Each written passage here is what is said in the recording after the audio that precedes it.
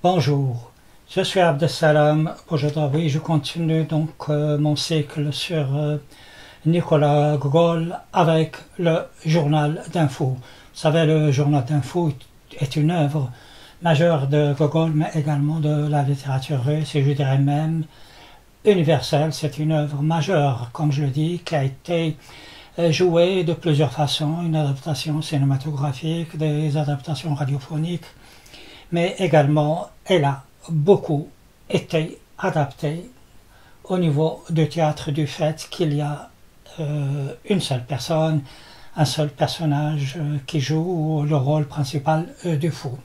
Elle a eu un très grand succès, me semble-t-il, que j'avais même assisté à une représentation au Maroc, à Rabat, en arabe dialectal marocain, sur scène, c'est-à-dire une adaptation théâtrale. C'est pour vous dire que cette pièce est majeure, et je le répète, est très importante pour comprendre non seulement le monde contemporain de Nicolas Gogol, mais également, d'une certaine mesure, le nôtre. Mais pour bien comprendre l'univers de Gogol et celui de ce que nous concerne aujourd'hui, c'est-à-dire le journal d'info, il est important d'avoir une idée de ce que c'était plutôt que Saint-Pétersbourg au temps de Nicolas Gogol. Je vous informe que j'ai consacré la première vidéo de ce cycle à ce sujet, donc ce sera juste un bref résumé. Alors, la ville de Saint-Pétersbourg a été bâtie par Pierre le Grand au début du XVIIIe siècle pour en faire sa capitale. Il voulait que cette capitale soit au même niveau que Paris, Munich, Prague, d'autres grandes villes contemporaines du XVIIIe siècle. Il l'a également doté d'une administration, mais finalement cette administration va malheureusement se métamorphoser en un système absurde qui va pratiquement étouffer le citoyen. Il y a beaucoup de fonctionnaires qui ne pensent qu'à eux-mêmes, qu'à leur carrière. À côté de cela, il faut savoir qu'il y a une hiérarchie désespérante dans cette administration, dans cette bureaucratie. Les plus bas de l'échelle portent le nom de conseiller titulaire. Malgré ce titre un peu ronflant, il faut savoir que celui qui porte ce titre est au bas de l'échelle. Comme c'est le cas de Akaki Akakavitch, qui est le héros malheureux du manteau. Le troisième volet important à connaître est ce qu'on appelle la perspective Nevsky, qui est un grand boulevard qui traverse Saint-Pétersbourg. Impossible d'y échapper si vous voulez passer d'un côté à l'autre de cette ville. Obligatoirement, il faudrait le traverser. Allons-y donc, résumé du journal d'info. Alors, notre brave héros parle donc de son quotidien. Il dit qu'il se réveille ce jour-là un peu tard et que s'il avait appris, que s'il avait connu que son petit supérieur, pas le grand supérieur, le traiterait de cette manière, il ne serait jamais allé à son travail. Il nous apprend également qu'il y a une personnalité qui s'occupe du salaire et que celle-ci, jamais elle ne lui fournirait la moindre avance, même si notre brave héros qui raconte donc son quotidien le suppliait ou la suppliait, puisqu'on parle d'une personne. Et il nous dit que ce type-là, qui est fort, qui ne veut pas faire d'avance, quand il rentre chez lui, il reçoit des claques de sa cuisinière et que tout le monde sait cela. C'est très important, cette remarque, parce que je vous en parlerai donc dans mon analyse. Il nous dit également que lorsqu'il sort, notre brave futur fou, les gens dont le travail est de lui donner le manteau, ils ne le font pas parce qu'il est petit. Et que quand il arrive au travail, il préfère plutôt travailler dans l'administration plutôt que dans d'autres services, parce que dans d'autres services, il y a beaucoup de politesse, beaucoup de salam alek, mais les gens sont d'une hypocrisie, c'est-à-dire que s'ils le pouvaient, ils vous soulageraient de tout ce que vous possédez, tandis que Là, dans l'administration où il travaille actuelle, ben, les gens, il y a une propreté, il y a une certaine différence, tandis qu'à l'inverse, ailleurs, il y a des gens qui parlent d'une voix mielleuse, d'une voix très sucrée, en disant est-ce que je peux me permettre de tailler vos crayons alors qu'en fin de compte, il a plutôt envie de lui planter ce crayon dans le dos. Et justement, nous apprenons le métier de... Quel est le métier de notre brave personnage dont je n'arriverai jamais à prononcer le nom? Eh bien, c'est justement ce gros et beau métier de tailleur de crayons ou de stylos, ou de quoi écrire par rapport à l'époque, de son chef supérieur. Alors, le vrai et grand chef, celui-ci, alors il se présente, il est très heureux de ce travail, qui est en fait un travail strictement absurde. Et il nous parle donc de son chef supérieur, le grand chef. Il nous dit que c'est un homme qui est très précieux, très précieux. Il base son jugement sur deux éléments. Le premier élément est que cet homme-là parle très peu, ou bien il dit des phrases sublimes qui sortent de l'ordinaire, telles que « Bonjour, comment allez-vous » Il est évident que Gogol se moque et fait preuve d'une très grande ironie. Et cet homme est important à cause de livres qui sont dans sa bibliothèque et que des gens au bas de l'échelle, c'est-à-dire des subalternes qui occupent le poste de conseiller titulaire comme notre brave futur fou, ne pourraient et ne peuvent jamais comprendre. Donc, déjà, Gogol nous parle ici des apparences. Les gens sont importants grâce avant tout et surtout à leur apparence. Et on apprend également que notre brave grand fonctionnaire, celui qui parle très peu, qui n'est très peu loquace, qui est taciturne et qui a une bibliothèque pleine de livres que personne ne peut comprendre en dehors de lui, il a une fille. Cette fille est très belle et notre brave futur fou est amoureux d'elle et il nous dit qu'elle ne parle pas, elle chante comme un canari. Alors, c'est un mercredi 4 octobre, notre brave futur fou se promène, il rencontre une femme, il voit au loin plutôt, une femme qui se promène avec sa fille, c'est la belle, qui chante plutôt que parler. Et dont notre brave personnage est amoureux.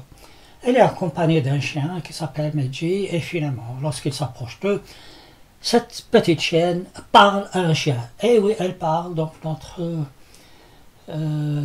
brave conseiller titulaire est donc un peu zinzin. Et il écoute la conversation des deux chiens.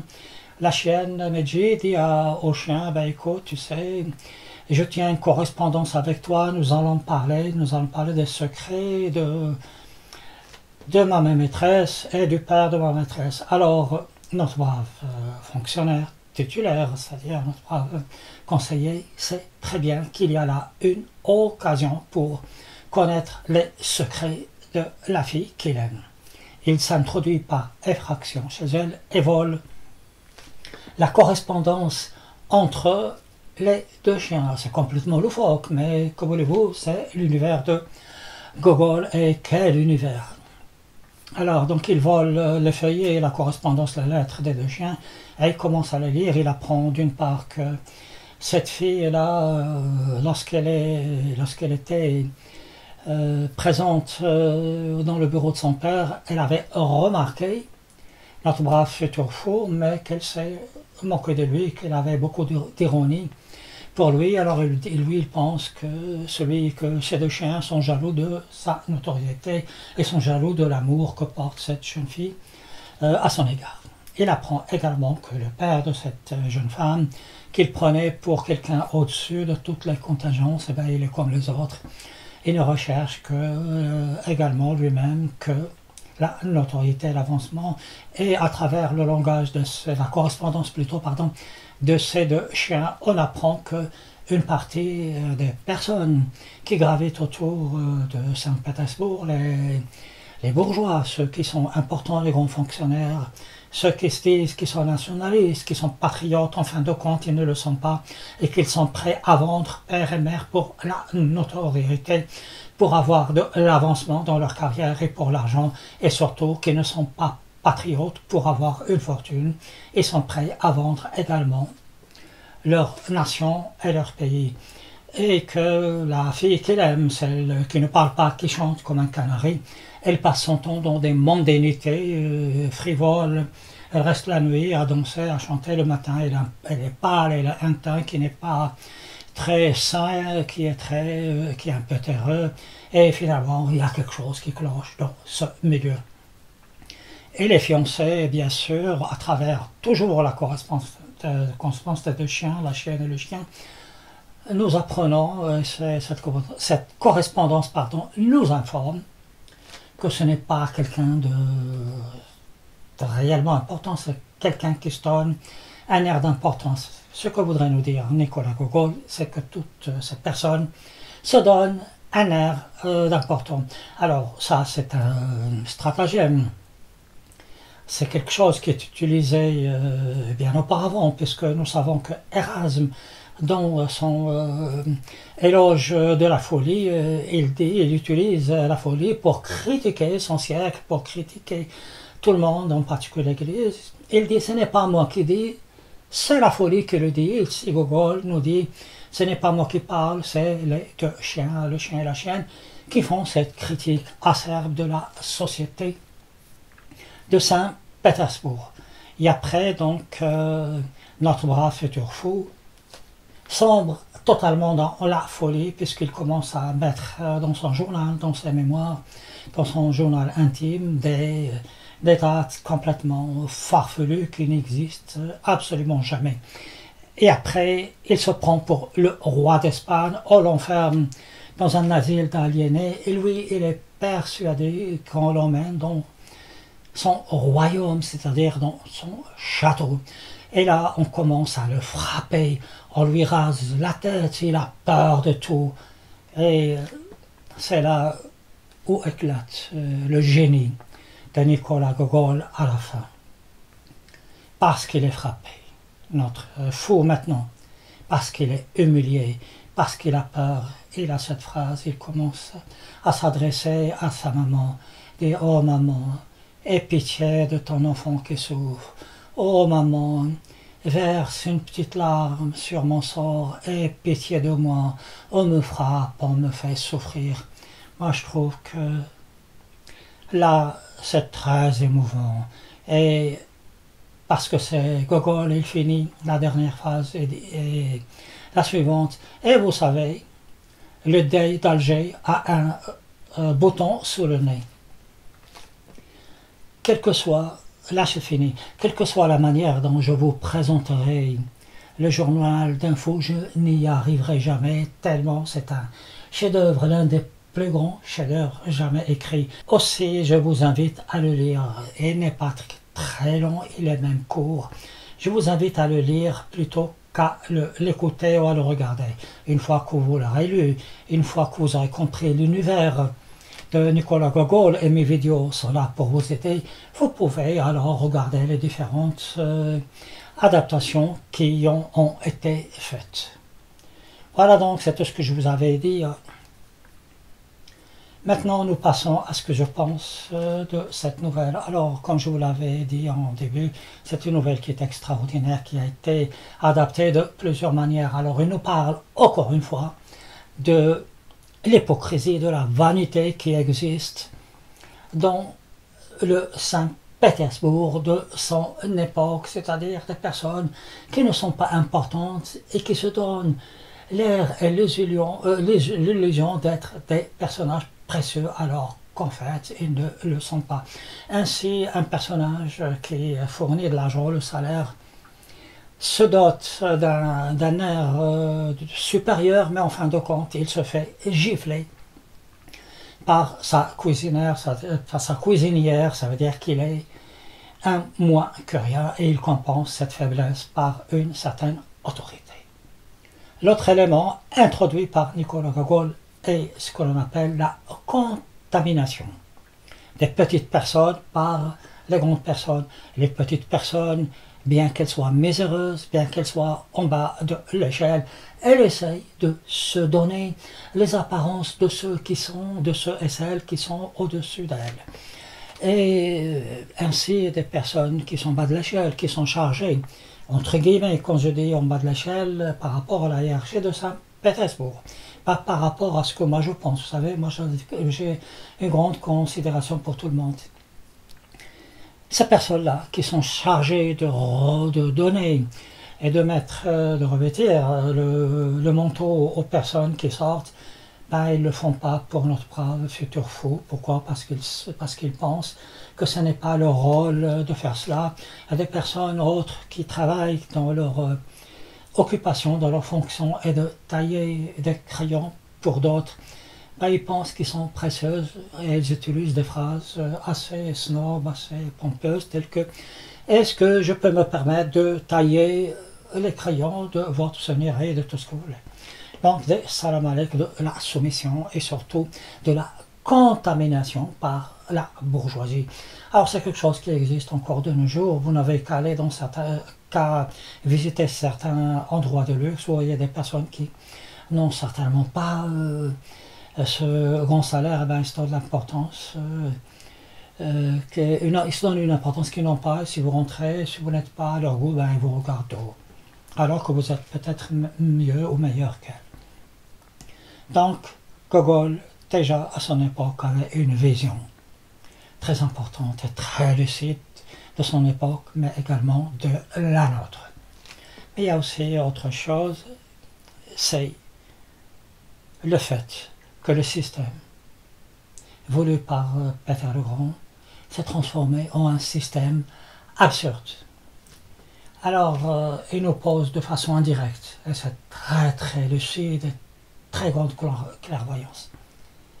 Qu'est-ce que vous faites lorsque vous vous rendez compte que le système dans lequel vous évoluez, la société dans laquelle vous vivez, le pays, le système démocratique ou le système politique dans lequel vous croyez, eh bien, ce n'est pas cela. C'est un système strictement absurde qui est oppressant, opprimant et qui vous étouffe. Vous pouvez, bien sûr, vous y adapter comme beaucoup de fonctionnaires de Saint-Pétersbourg, du temps de Gogol, c'est-à-dire profiter du système, avancer dans votre société et vous enrichir. Mais vous pouvez également vous révolter, comme les anarchistes. Vous pouvez également ne rien faire comme les nihilistes. Vous pouvez également vous résigner, baisser les bras et subir le sort dramatique qui vous écrase, comme c'est le cas, comme ce fut le cas de Akaki, personnage malheureux du manteau. Mais malheureusement, il y a une autre solution, une autre voie, un autre comportement. Lorsque vous vous rendez compte que le système est strictement absurde et que vous ne pouvez rien faire contre lui, eh bien, comme notre brave personnage, vous devenez fou.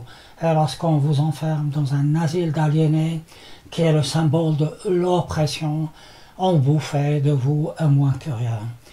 Alors, vous savez, ça continue encore de nos jours. Bien sûr, on ne vous enferme pas dans un asile de faux, mais c'est tout comme si par malheur vous osez vous comporter de façon différente. Et je parle de nos jours, et je parle de l'Occident. Si vous osez vous comporter d'une façon différente que ce que vous impose le système avec sa majorité, on vous écarte, on vous traite d'hystérique, on vous traite de fou, on vous tacle comme on dit, et on vous isole, on vous ferme toutes les portes et vous devenez réellement une sorte d'aliéné. Ça s'appelle l'aliénation totale de l'individu qui n'est plus conforme aux normes, et là on vous maltraite et on vous fait subir les pires des maltraitances. Mais là, il ne s'agit pas de maltraitance physique, mais de maltraitance psychologique. C'est pour vous dire que dans le journal d'info, Nicolas Gogol lui-même a beaucoup souffert Il a été un incompris à tel point qu'il se sentait aliéné par ce système russe de Saint-Pétersbourg. Il va fuir la Russie pendant au moins 12 ans pour voyager en Allemagne, en Suisse, en France.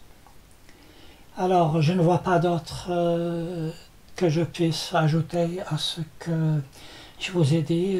Éventuellement, lorsque je publierai mon court livre, un fascicule sur Nicolas Gogol, j'essaierai de répondre à toutes les lacunes qui persistent dans mes présentations vidéo. Je suis Abdessalam Boujedraoui. Je vous souhaite de passer de bons moments et je vous retrouve bientôt et prochainement dans une autre œuvre de Nicolas Gogol, probablement Les âmes mortes. D'ici là, portez-vous bien.